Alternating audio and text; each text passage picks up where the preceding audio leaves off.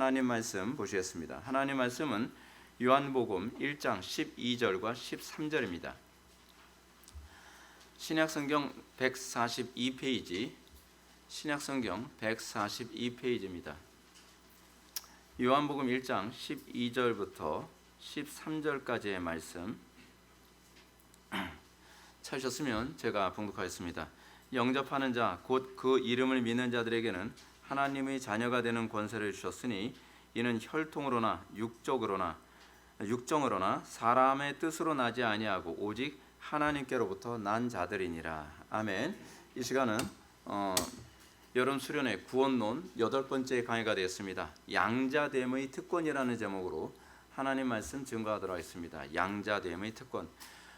계속적으로 우리는 구원의 서정에 관해서 살펴보고 있습니다. 이제 구원의 서정, 구원의 순서가 점점 막바지를 향해서 가고 있습니다. 구원의 서정 순서를 굳이 얘기한다면 소명, 중생, 회개와 그리고 믿음, 그 회심이라고 얘기하죠. 소중, 회칭, 그 다음에 칭의, 그 다음에 양자입니다. 양자교리라고 했을 때 양자라는 말의 의미는 말 그대로 친아들이 아니라 입양되어진 아들이라는 그런 개념의 교리입니다. 우리가 이제 이 양자 교리를 얘기하기 전에 다시 한번 칭의 교리를 제가 이제 핵심만 요약한다면 이렇습니다. 칭의란 무엇인가? 칭의란 원수된 존재가 이제 새로운 신분, 하나님과 교제할 수 있는 신분이 됐다는 것을 얘기하는 겁니다. 이거는 신분에 관한 문제입니다. 그래서 칭의가 신분의 변화라고 한 이 점이 중요한 겁니다. 하나님께서는 죄인임에도 불구하고 우리와 교제할 수 있도록 하신 겁니다.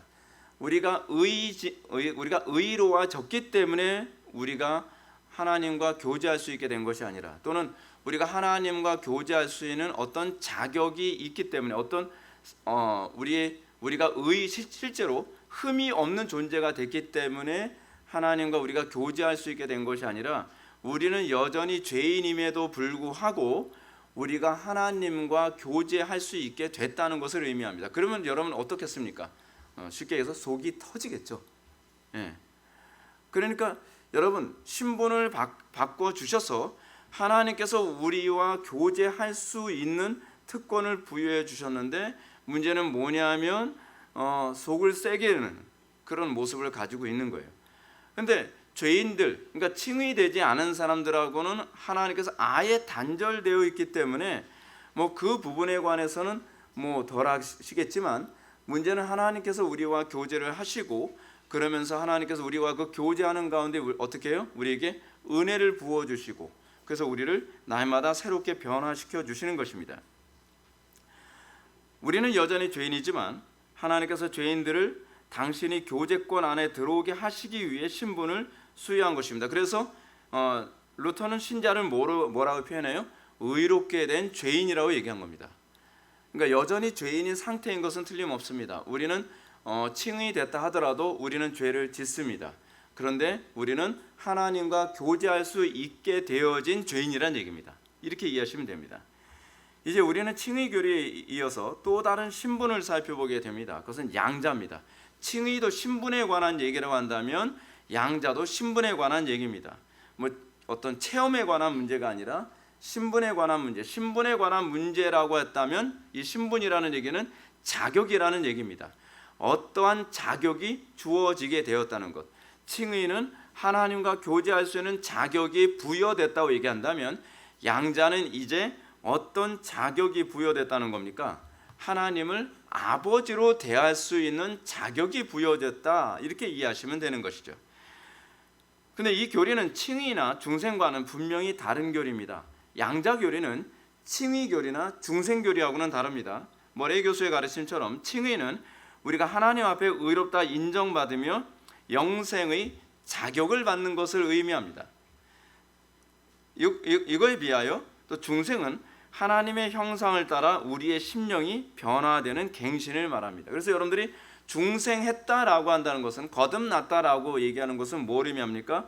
우리의 심령이 변화된 겁니다. 심령이 그냥 변화됐으면 되는 게 아닙니다. 심령이 어떻게 변화됐느냐가 중요한 겁니다. 문제는 뭐냐면 이단에 가서도 내 심령이 변화됐다고 얘기합니다. 변화되는데 좀 상태가 안 좋아지게 변화되죠. 그렇죠?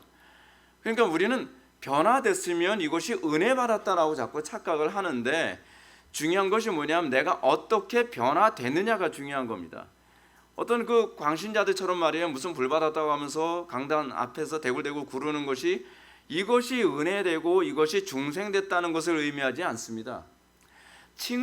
그러니까 중생됐다는 것은 우리가 광신자가 됐다는 것을 의미하지 않습니다.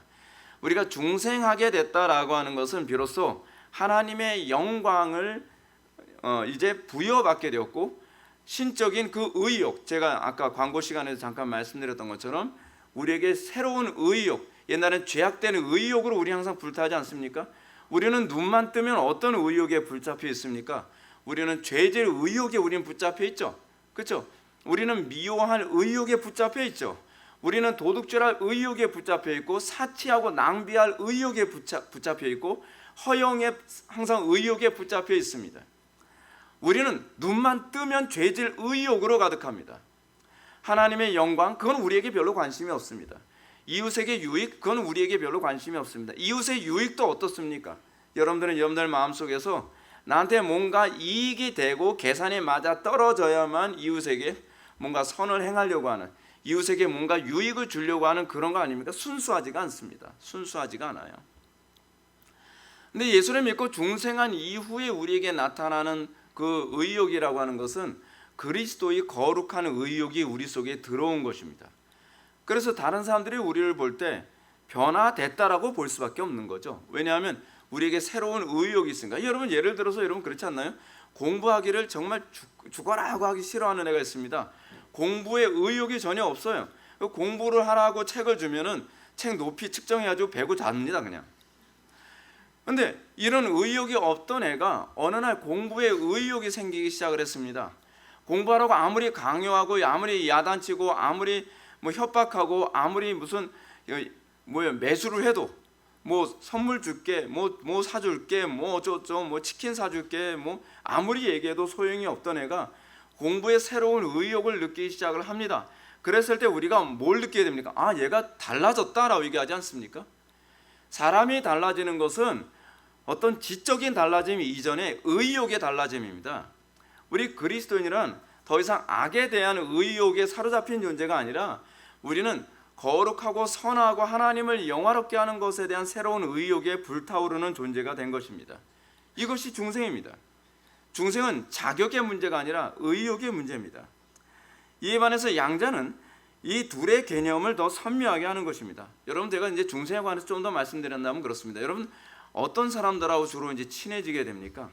의욕의 불이 맞아 떨어지는 사람 아닙니까? 그렇지 않습니까? 여러분 학교 다닐 때 다 느끼셨겠지만, 공부하기 싫어하는 애들은 공부하는 애들 재수없어 합니다. 걔네들 항상 공부에 의욕이 불터 있어요. 걔네들 보면은 지네들이 뭐가 잘났다고 맨날 공부 맨날 뭐 탄젠트네, 뭐 루트네, 뭐 우리 교회에서 이제 그런 얘기하는 그 또 지체도 있죠. 근데 저는 뭐 싫어하진 않습니다. 근데 문제는 뭐냐면, 그런 공부에 의욕이 없을 때는 그 의욕에 가득한 사람들이 싫었지만, 공부에 대한 의욕이 생기기 시작하면 그 친구들과 오히려 가까워지지 않습니까? 그러면서 만나게 되는, 또는 사귀게 되는, 교제하는 유대 관계의 이 계층이 달라지거나 관계가 달라지게 됩니다. 우리가 중생했는가 중생하지 않는가를 우리가 어떻게 알 수 있겠습니까? 그래서 성경 우리에게 이렇게 얘기하죠. 그리고 사도신경도 우리에게 그렇게 얘기합니다. 성도가 서로 교통하는 것을 믿는다고 얘기합니다. 우리는 새로운 의욕, 하나님을 영화롭게 하는 의욕을 가진 사람, 그리고 이웃을 사랑하기 위한 의욕으로 가득한 사람들과 같이 있는 것을 기뻐합니다. 그리고 우리는 그들과 같은 의욕을 나눌 때 내 속에 불이 있음을 발견해야 되고, 우리의 불이 더 강화되어지는 것을 보게 됩니다. 그래서 우리는 오히려 하나님을 영화롭게 하고 이웃을 사랑하는 그 의욕을 가진 사람들과 같이 있기를 기뻐합니다. 왜요? 내 의욕이 그 안에서도 강화되고 있음을 발견하기 때문에 그렇습니다. 이것이 중생한 사람입니다. 그렇습니다. 중생한 사람은 의욕이 달라진 사람입니다. 신분이 달라진 것, 또는 자격이 달라진 문제와 다른 부분입니다. 자, 그런데 양자에 관한 얘기를 합시다. 양자에 관한 문제는 의욕에 관한 문제가 아니라 자격에 관한 문제입니다. 자, 양자는 놀랍게도 이 둘의 개념을 같이 보여주는 개념이기도 합니다. 우리는 새로운 신분, 새로운 자격을 부여받았습니다. 우리는 칭의 됐지만 그 칭의가 어떤 칭의인지, 그리고 우리가 중생했다고 했을 때 그 의욕이 어떤 의욕인지가 불분명합니다. 성경은 우리를 항상 선명하게 합니다. 여러분, 우리가 칭의가 돼서 하나님과 교제할 수 있게 되었습니다. 그러면 질문을 던집니다. 어떤 교제입니까? 어떤 관계입니까? 그리고 어떤 자격입니까? 구체적으로 얘기해 보십시오 라고 했을 때 성경 우리에게 얘기합니다. 양자입니다. 아들입니다. 아들로서 교제합니다. 아들로서 관계를 맺습니다. 그러면 그 의욕은 어떤 의욕입니까? 양자로서 아버지를 대하는 의욕입니다. 그겁니다. 우리가 예수를 믿고 난 이후에 우리는 그냥 의욕이 생긴 존재가 아닙니다. 그냥 우리는 그냥 하나님과 교제할 수 있는, 막연하게 하나님 내 기도 응답해 주십시오, 전 칭의된 것 아닙니까? 라고 하는 그런 것이 아닙니다. 우리는 하나님과 교제하게 됐습니다. 근데 그 교제는 이제 아들로서 아버지에게 부르짖을 수 있는 아버지의 교제라는 것을 더 선명하게 합니다. 자, 이제 우리는 새로운 의욕에 우리는 차 있게 됐습니다. 근데 우리는 그 의욕이 어떤 의욕입니까? 단순히 선을 행할 의욕입니까? 단순히 사랑을 행할 의욕입니까? 아닙니다. 아버지 되신 하나님을 아버지로 대하고자 하는 사랑입니다. 그리고 다른 지체들을 대할 때는 이제는 한 아버지를 섬기는 형제를 대하는 그런 마음으로서의 의욕입니다. 그것이 우리가 새롭게 된 의욕을 받았다든지 우리가 새롭게 된 신분, 새롭게 된 자격을 부여받았다는 것을 의미하는 핵심적인 개념입니다. 그것을 바로 양자가 설명해 주고 있는 겁니다. 오늘 본문을 보면 사도 요한은 다음과 같이 가르칩니다. 12절과 13절을 다시 한번 읽어보시겠습니다. 시작.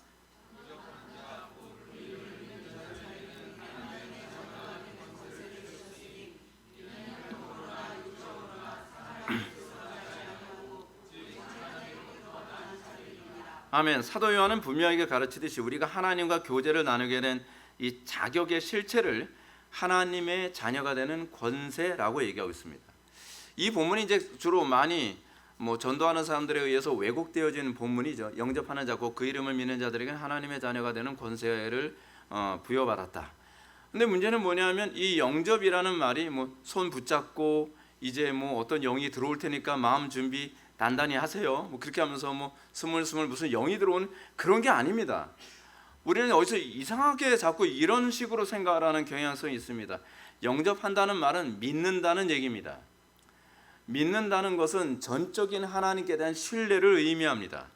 근데 우리는 이 영접한다는 말을 자꾸 영지주의적인 관점으로 자꾸 이해를 해서 어떤 영이 막 이렇게 접신하는 것처럼 이렇게 이해하는 경향성이 있습니다.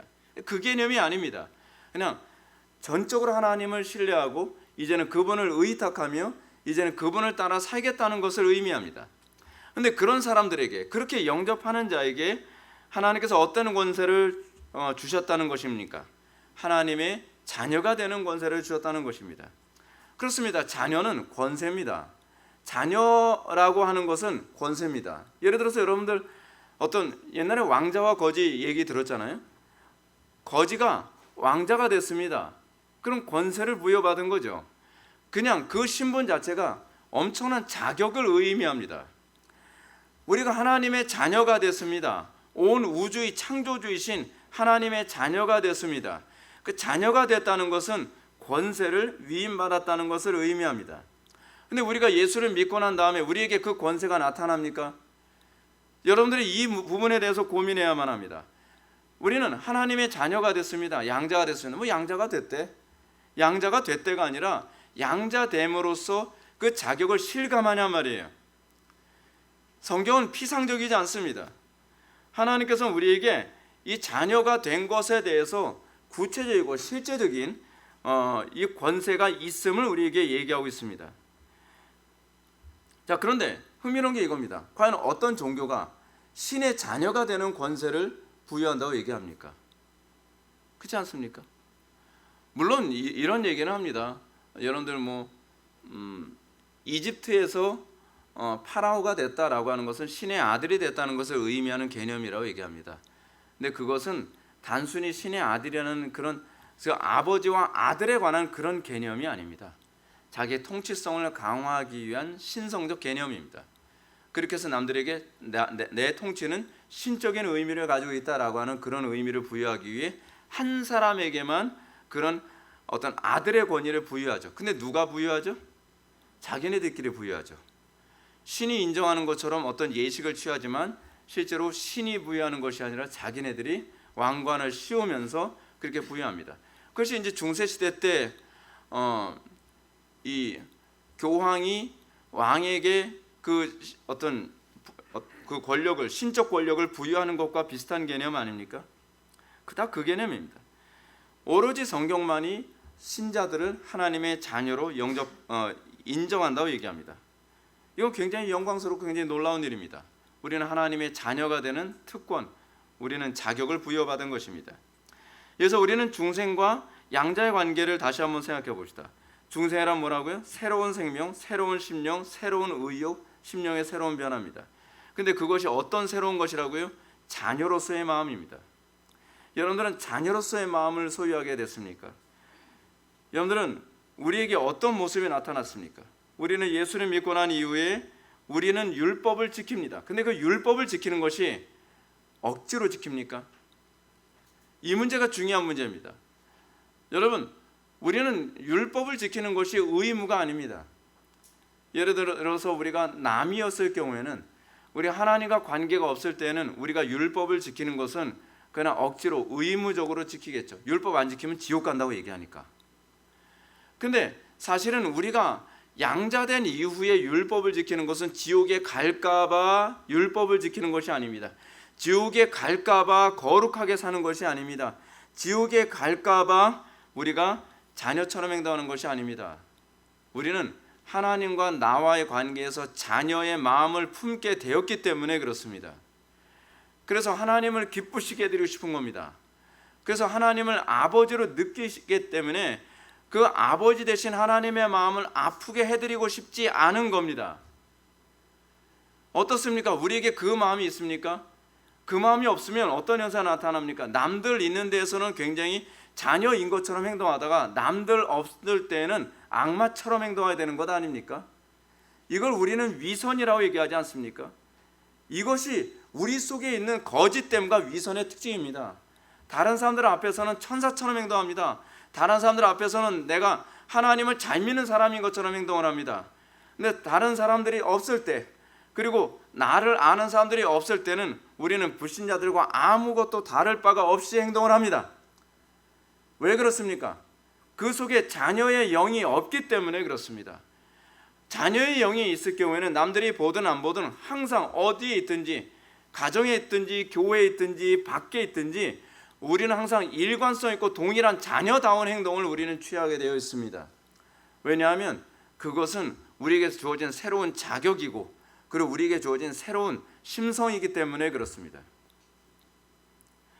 예를 들어서 여러분들이 한국인으로서 외국에 나가면 여러분들은 한국인답게 행동하게 됩니다. 한국인답게 행동하라고 누가 명령하는 것이 아니라 그것이 우리에게 한국인다운 본성이기 때문에 그렇습니다. 우리에게 그 본성이 있어야만 합니다.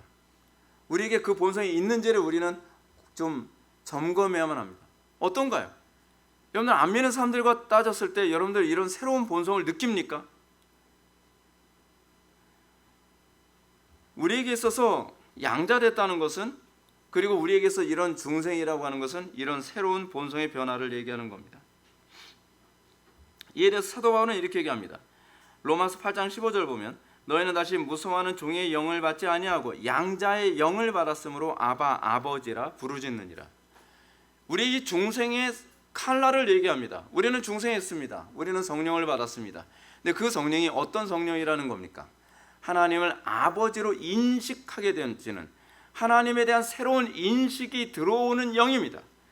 그래서 우리는 하나님을 아버지라 부르짖게 됩니다. 우리는 더 이상 무서워하는 종의 영을 받지 않았습니다. 종의 영의 특징이 무엇입니까? 율법을 지키는 이유가 매맞을까 봐, 또는 우리가 지옥에 갈까 봐, 하나님께 어떤 심판을 받을까 봐 그래서 율법을 지키는 그런 존재가 아니라는 겁니다. 종의 영을 가진 사람들의 특징은 어떻습니까? 율법을 안 지키면 큰일 날까 봐 율법을 지키지 않습니까? 근데 하나님의 자녀들, 양자의 영을 받은 사람들이 주의 계명을 지키는 이유가 뭡니까? 하나님의 자녀이기 때문입니다. 아버지를 기쁘시게 드리고 싶기 때문에 그렇습니다. 그래서 이 양자의 영 때문에 우리는 삶의 태도가 달라집니다. 그리고 이 양자의 영 때문에 형제를 대하는 태도가 달라지게 됩니다. 우리는 양자의 영을 받아서 아버지라 부르짖습니다.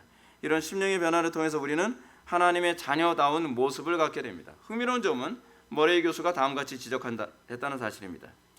하나님은 결코 그 감정이나 정신면에서 신분상 문외한들을 자기 가족으로 삼지 아니하신다.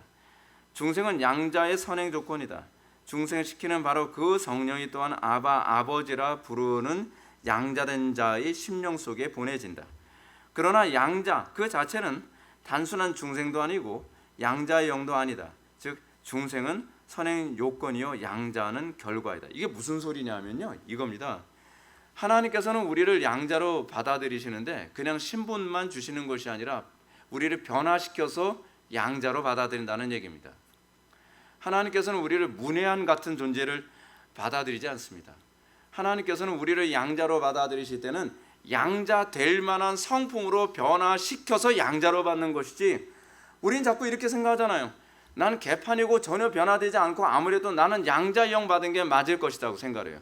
그렇지 않습니다. 전혀 그렇지 않습니다. 이게 머레이 교수가 얘기하는 것처럼 감정이나 정신면에서 신분상 문외한들을 자기 가족으로 삼지 아니하십니다. 하나님께서는 당신의 자녀를 삼기 위해 그들의 감정을 변화시키시고 그들의 정신을 변화시키시고 그들의 마음가짐을 변화시키셔서 그들의 신분을 양자로 받으시는 것입니다. 중생 없이 양자가 되지 않는다는 얘기입니다. 하나님은 우리를 부르실 때 분명히 중생으로 새로운 피조물이 되게 하시고 칭의로 새로운 신분을 갖게 하시면서 그것을 기초로 하여 우리를 양자로 삼으신다는 것입니다. 이것에 대해서 제가 더 자세하게 설명 안 해도 여러분들은 이해하실 겁니다. 칭의로 새로운 신분을 갖게 하신 후에 양자가 되는 것, 양자로 삼으시는 대상에 대해서 오늘은 혈통으로나 육적으로나 사람의 뜻으로 나지 아니하고 오직 하나님께로부터 난 자들이라고 얘기합니다. 새롭게 나고 새로운 피조물이 되며 새로운 신분을 수여받은 사람을 양자로 삼으신다는 것입니다. 그러므로 우리 이전 것은 지나가야만 합니다. 지나가야 됩니다. 그리고 안 믿는 사람들과 구별되어야만 합니다. 거듭나지 않은 사람들과 확연한 구분됨이 있어야만 합니다. 이게 있어야만 구원받는 것이 아니라 구원받은 사람은 있게 되어 있다는 얘기입니다. 우리 이거 얼마나 관심을 갖습니까? 양자된 존재는 이제 옛 아비 마귀의 형상을 혐오합니다. 하나님의 거룩한 형상을 날마다 사모하며 하나님의 형상으로 날마다 화하여져 갑니다. 왜요? 그들은 새로운 신분으로 이제는 마귀와 교제하지 아니하고 하나님과 교제하고, 우리가 중생함으로 말미암아 새로운 영, 양자의 영으로 하나님을 대할 수 있는 인식 능력이 생겼기 때문에 그렇습니다. 우리의 변화는요, 인식의 변화입니다. 인식론의 변화라는 얘기예요. 하나님을, 여러분 왜 우리가 안 변합니까? 안 변하는 이유는 뭐냐면 인식의 문제입니다. 하나님이 인식이 안 되는 겁니다. 인식이 안 되는 거예요. 인풋을 아무리 집어넣어도 프린트가 안 되는 이유가 뭡니까? 그걸 컴퓨터가 인식을 못하니까 그런 거죠. 근데 우리는 자꾸 어떻게 합니까? 내 인식 능력에 대한 부분에 대한 점검을 하지 않고 자꾸 프린트 가지고 못 살게 굴고 있단 말이에요. 그렇죠? 컴퓨터가 사실은 인풋을 못하고 있는 거거든요. 근데 계속 프린터를 막 뜯었다가 고쳤다가 뭐 하면서 AS 맡기고 뭐하고 뭐 프린터를 바꿔보고 삼성이다 LG다 뭐 어디 거다 자꾸 바꾸면 뭐합니까? 바꿔야 될 건 컴퓨터예요. 인식 능력이란 말이에요. 우리에게서 인식이 안 되는 문제를 자꾸 출력의 문제로 생각하고 있으니까 속이 터지는 겁니다. 근데 우리가 사실은 인식되어지는 것은 프린터가 보이거든요. 사실은 이 컴퓨터 안에서 어떻게 프로그램이 인식하고 있는지 그걸 잘 안 보인단 말이에요. 근데 이것을 보게 만드는 것이 프린터 아닙니까? 근데 우리에게 있어서 내가 하나님을 인식하고 있는지 인식하고 있지 못한지를 점검을 할 생각은 하지 않고 프린터만 자꾸 뭐라고 하니까 이게 문제인 거죠. 그래서 우리가 양자의 영을 오해하지 말아야 될 부분이 있습니다. 그것은 현대신화에서 이해하는 것처럼 양자에 의해서 그리스도의 자격에 참여하게 되고 그렇게 해서 삼위일체의 신적 생명에 들어가는 것으로 생각하면 안 된다는 겁니다. 양자가 된다는 걸 하나님의 친아들이 되는 것으로 오해하면 안 된다는 겁니다. 양자가 된다는 것을 하나님과 합이라는 것으로 생각해서는 곤란하다는 겁니다. 여러분, 우리가 신앙생활을 이렇게 하는 사람도 있습니다. 요즘 그렇게 하는 사람들 굉장히 많습니다. 요즘에 가톨릭에서만 가르쳤던 것이 아니라 교회 안에서도 관상기도 배우는 사람들이 점점 많이 늘어나고 있는데, 관상기도 하는 사람들의 특징은 뭐냐면 자기가 그리스도의 그 신적인 어떤 영역에 참여한다고 자꾸 생각을 하는 겁니다. 자꾸 이게 명상 같은 거 하고 말이에요. 그리고 여러분 관상기도가 이런 거 아닙니까? 뭐 주기도문을 몇백 번 외우면 뭐 하나님께서 내 소원 들어주신다고 생각하고, 뭐 사도신경 몇백 번 외우면 하나님께서 내 기도 응답해 주실 거라고 생각하고. 근데 여러분, 이 기도의 가장 치명적인 문제가 뭔지 아세요? 거기에 그리스도께서 중보자로 있어야 될 자리가 없다는 겁니다. 그냥 내가 그리스도의 중보의 은총이 됐다고 아예 그냥 덮어놓고 가버리고, 중요한 건 내가 몇 번을 기도했느냐에 관한 공로만 따지고 있다는 것이 문제입니다. 가짜죠. 항상 우리 기도가 아버지께 상달되는 기초는 항상 그리스도의 공로거든요. 근데 그리스도의 공로 자리에 내 공로가 들어가는 겁니다. 내가 정한수 떠놓고 지문이 지워질 정도로 몇 번을 비나이다를 했느냐가, 이게 내 기도가 응답되는 여부를 규정하는 기준으로 삼고 있다는 거예요. 그래서 천주교에서는 뭘 돌립니까? 묵주를 돌리죠. 불교에서는 뭘 돌립니까? 염주를 돌리죠. 기독교에서는 뭘 돌립니까? 뭐 또 좀 더 기계적인 거 돌리는 사람이 있더라고요. 이렇게 눌러서 타이머. 이것이 왜 심각한지를 전혀 몰라요. 거기엔 그리스도가 없습니다. 그리스도의 중보가 없이 그냥 우리의 공로가, 우리의 기도가 상달되는 여부를 규정하는 시금석이라고 자꾸 생각을 하는 겁니다. 교리가 없고 신학이 없으니까 우리의 기도가 이방 종교적이고 우리의 기도가 불신앙적이라고 하는 것을 전혀 인지를 못하고 있는 겁니다. 여러분, 우리가요, 이 용어를 정확하게 이해하는 것이 굉장히 중요합니다. 여러분들, 용어를 정확하게 이해하지 못하면 우리가 굉장히 심각한 문제에 발생하게 됩니다. 양자교리라고 하니까 양자를 피상적으로 생각해서 내가 신적인 존재로서 하나님의 성부의 아들이 되는 그런 인식. 근데 여러분, 그리스도만 참 아들이고요, 우리는 참 아들이 아닙니다. 우리는 참 아들이 아니지만 아들로 쳐준 겁니다. 입양을 한 개념입니다. 자, 우리가 이 용어와 관련해서 여러분한테 좀 정확하게 이해해야 될 필요성을 여러분한테 좀 각인시켜 주기 위해 이 표현을 하나만 좀 다뤄보고 싶습니다. 뭐냐면, 여러분, 우연이라고 하는 용어와 필연이라고 하는 용어를 여러분들 얼마나 정확하게 이해하고 살아갑니까? 여러분, 실제로 우연이라고 하는 용어는 있지만 우연이라고 하는 실체는 존재하지 않습니다. 제가 항상 여러분한테 말씀드리는 것처럼 용어가 있다고 해서 실체가 존재하지는 않습니다. 우리는 용어가 있기 때문에 실체가 존재하고 있는 것처럼 착각할 때가 굉장히 많이 있지 않습니까? 예를 들어서 평등이라는 용어가 있다고 해서 평등이라는 실체가 존재하지는 않습니다. 그건 사람이 만든 헛개비예요. 그냥 유령 같은 겁니다. 우연과 필연도 동일합니다. 여러분, 많은 사람들이 우연이라고 하는 용어를 사용하면서 이 우연의 법칙으로 살아가는 경향이 얼마나 많은지 모릅니다. 우연이라는 단어와 필연이라는 개념은요, 전제를 필요로 하는 언어입니다. 그러니까 우연이라고 하는 말, 여러분 이거 좀 어려워도 귀담아 들으셔야만 합니다. 이거 굉장히 중요한 문제입니다. 우연이라는 용어는요, 이 세상이 비인격적인 흐름 속에서 아무 목적 없이 흘러가고 있다는 것을 전제로 한 용어입니다. 그러니까 어때요? 뭐 우연히 오늘 뭐 돈을 줬다. 그러면 내가 돈을 주순 이 행동, 또는 내가 공부를 나름대로 열심히 해서 어떻게 하다 보니까 좋은 대학에 갔다, 그걸 우연이라고 생각한다고 했을 때에 내가 그 좋은 대학에 간 것은 그냥 우연히 세상이 흘러가는 방식에서 일어난 거라고 생각을 하는 거죠. 거기에는 우리의 인생을 해석할 만한 아무런 근원도 없습니다. 마치 떠내려가는 흘러가는 물에 낙엽이 떨어져 있을 때 여러분 그 낙엽이 떠내려가는 것을 여러분은 어떻게 봅니까? 인격적으로 봅니까? 비인격적으로 보죠. 우연이라고 하는 관점, 이 언어를 사용할 때 여러분들은 나는 이 세상의 인격이라고 하는 존재에 의해서 내 삶이 유지되는 것이라고 생각을 하지 않는 겁니다. 근데 필연이라고 하는 것은 그렇지 않습니다.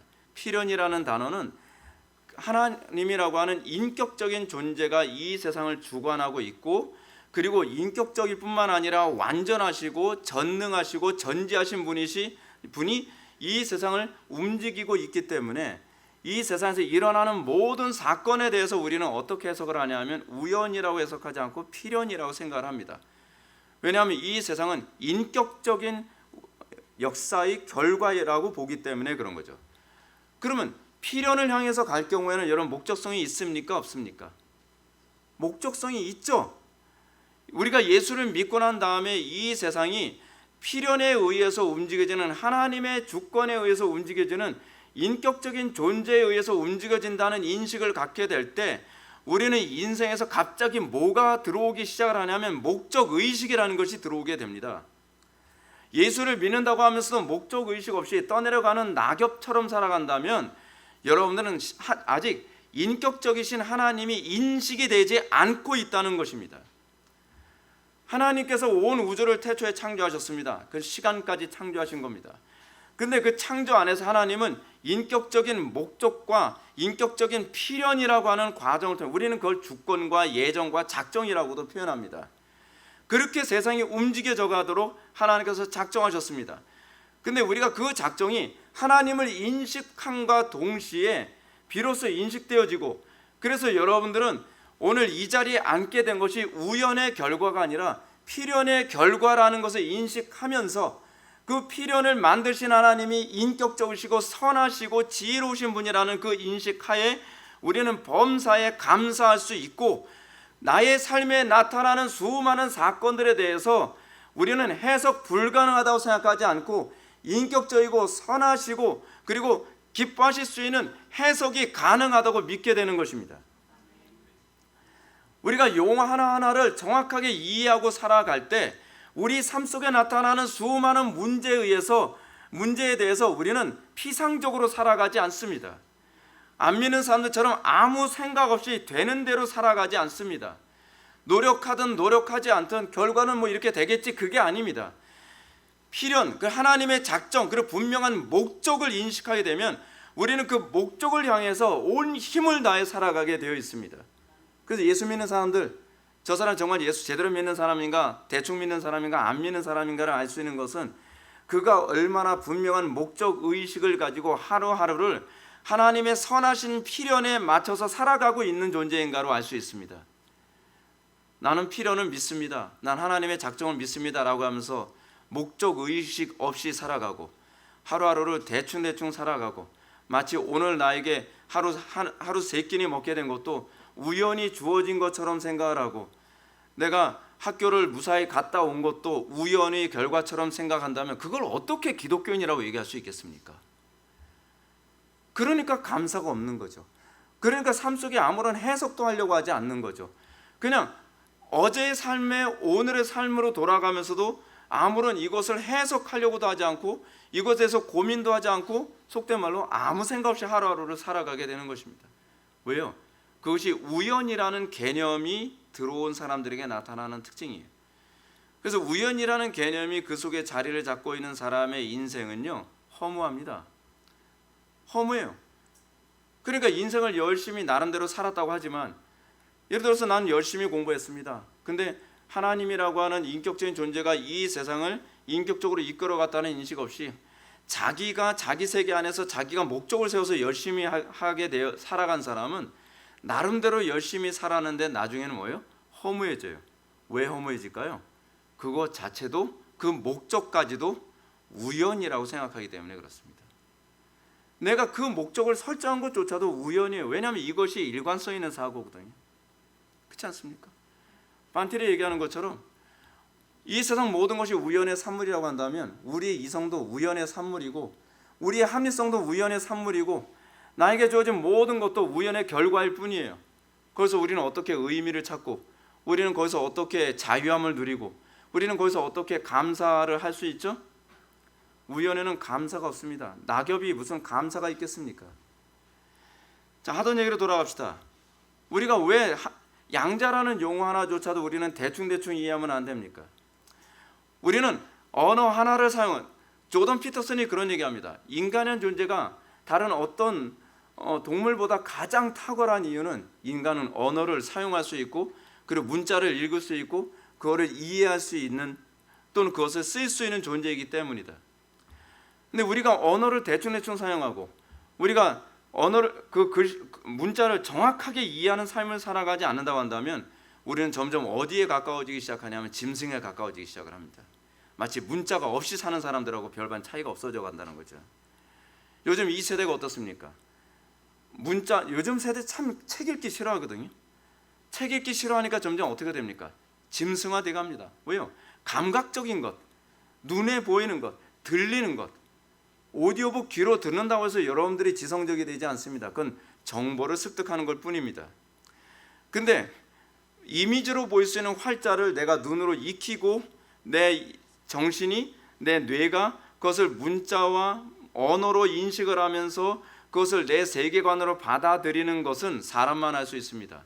그것은 단순히 정보의 문제가 아니라 우리의 사고의 변화를 동반하기 때문에 우리는 글씨를 읽어야 됩니다. 책을 많이 읽어야 되고 책을 정확하게 읽는 습관을 길러야만 합니다.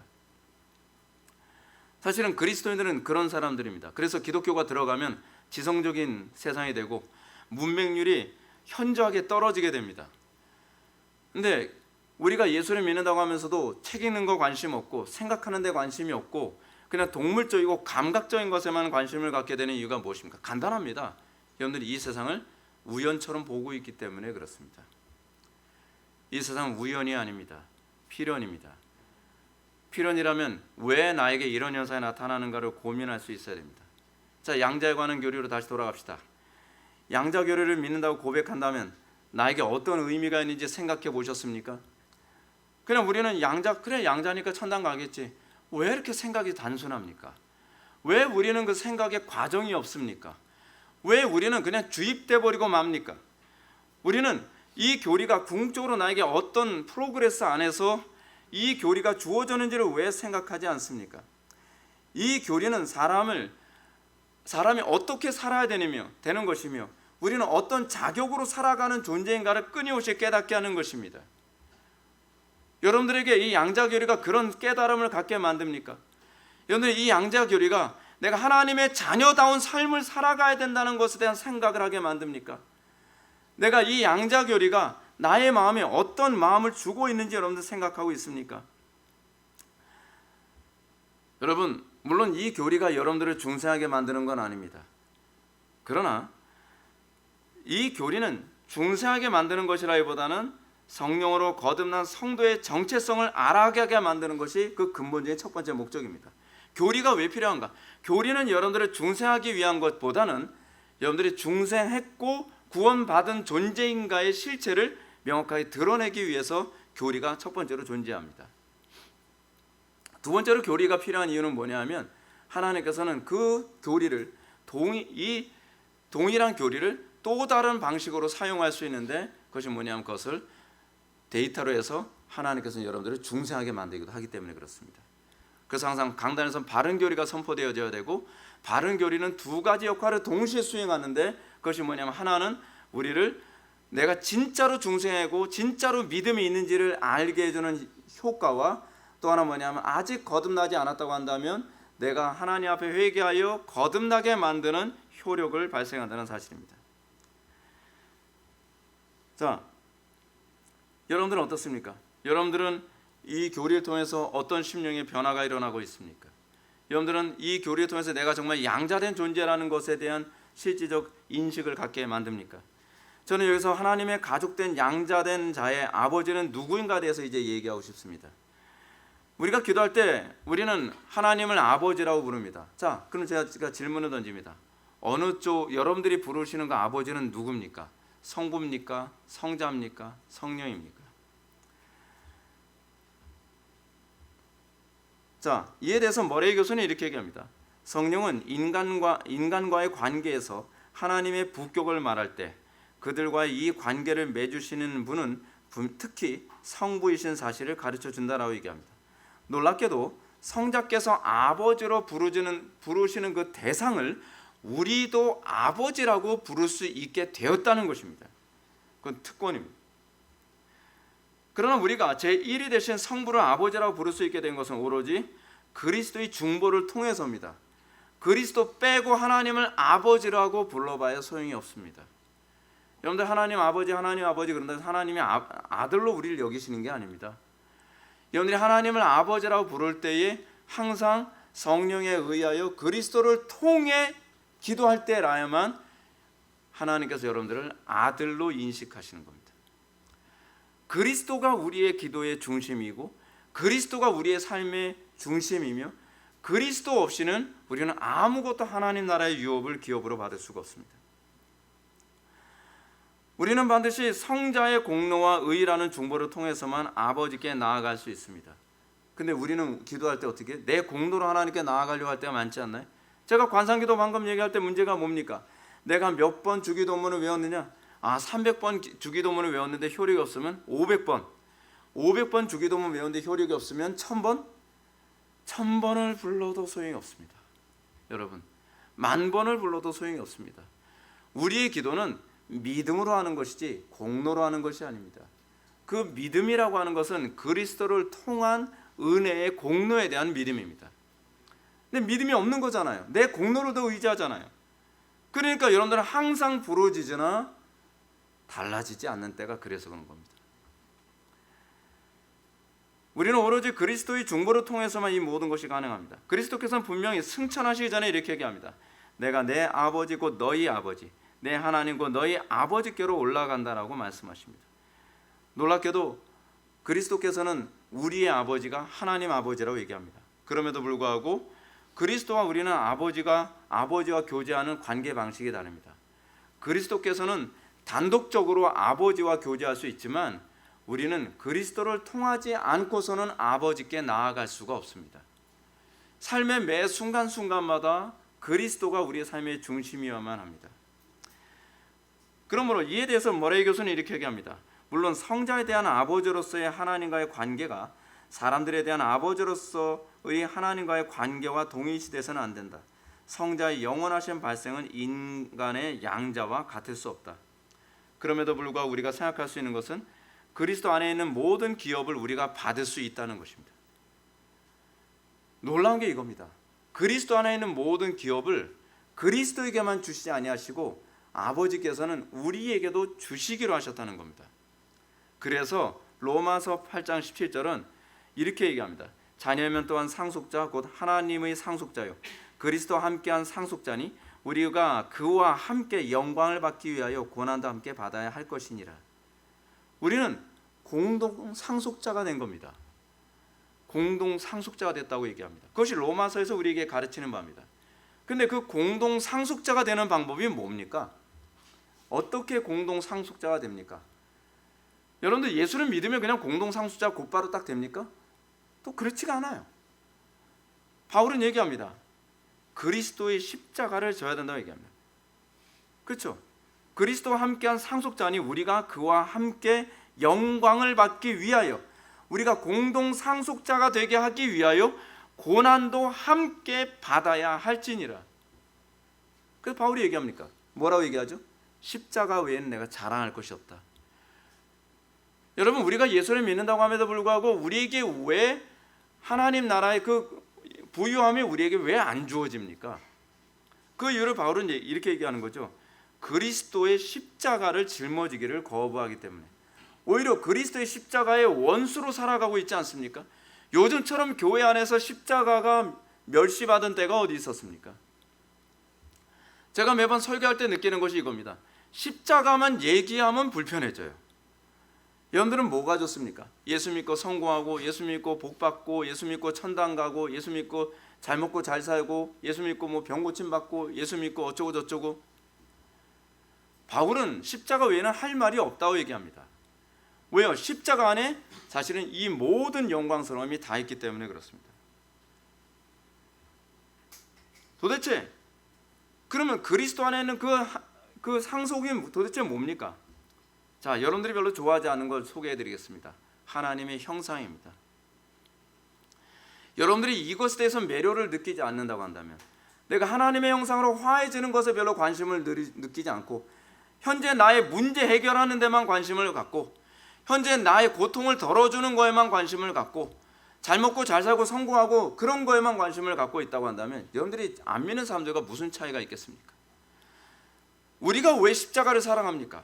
그 십자가 안에 하나님의 영광이 있기 때문에 그렇습니다. 우린 그것이 인식된 존재입니다. 그것이 예수를 믿었다는 것을 의미합니다.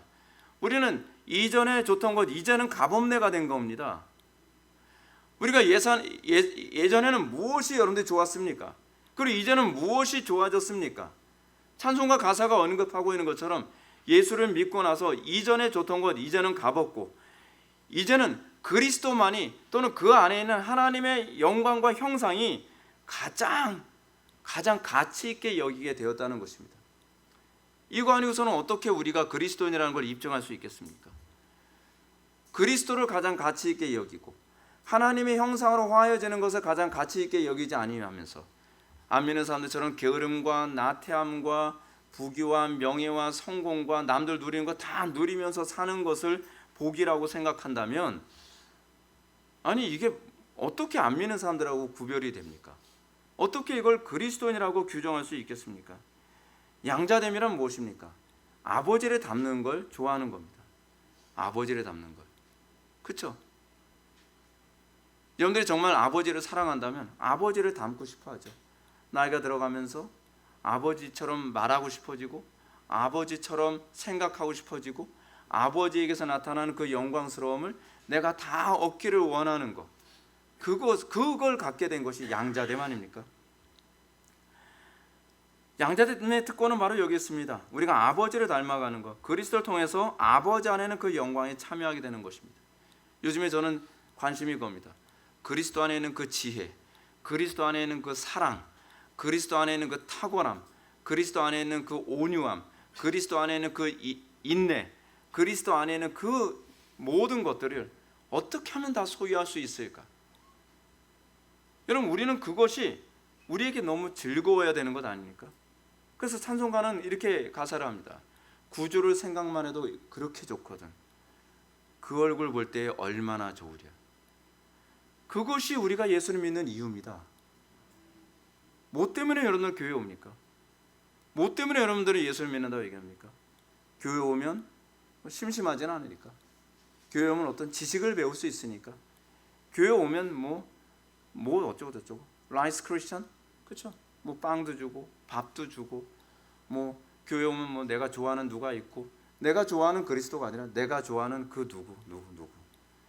아니, 교회를 오고 예배 참석하고 우리가 하나님을 믿는 이유가 솔로스 크리스토스, 오직 그리스도 때문이어야만 하는데, 그리스도가 목적이 아니에요.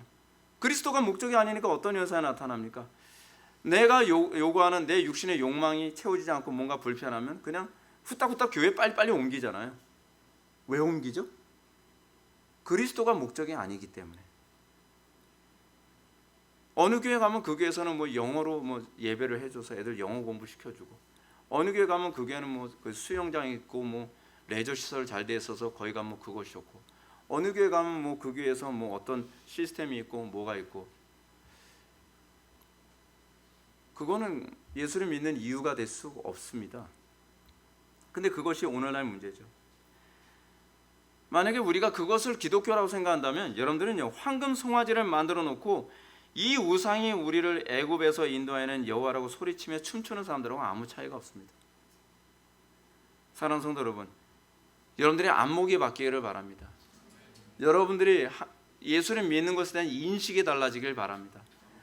여러분들이 도대체 왜 나는 예수를 믿는가? 그냥 딱 하나입니다. 그리스도 때문입니다. 그리스도만 있다면 그 어디는 하늘나라고, 그리스도만 있다면 우리는 아무것도 없어도 좋습니다라고 고백할 수 있을 때 그것이 신앙인 것을 믿으시기 바랍니다. 이 안목의 변화를 맛보았다면 여러분들은 분명히 양자된 분임에 틀림이 없습니다. 기도하시겠습니다. 사랑이 많으신 하나님, 우리의 심령 속에서 주 예수보다도 귀한 것이 없다고 고백할 수 있는 그 고백이 있기를 원합니다. 우리가 그리스도 때문에 우리가 교회에 나오고, 그리스도 때문에 우리가 삶의 모든 것이 바뀌고, 그리고 그리스도 때문에 우리가 더 분명한 목적과 그 필연을 향해서 달려갈 수 있는 존재가 되기를 원합니다. 우리에게 믿음을 주시고 우리가 그리스도를 이전보다 더 사랑할 수 있게 하여 주옵소서. 예수님의 거룩하신 이름으로 기도하옵나이다. 아멘.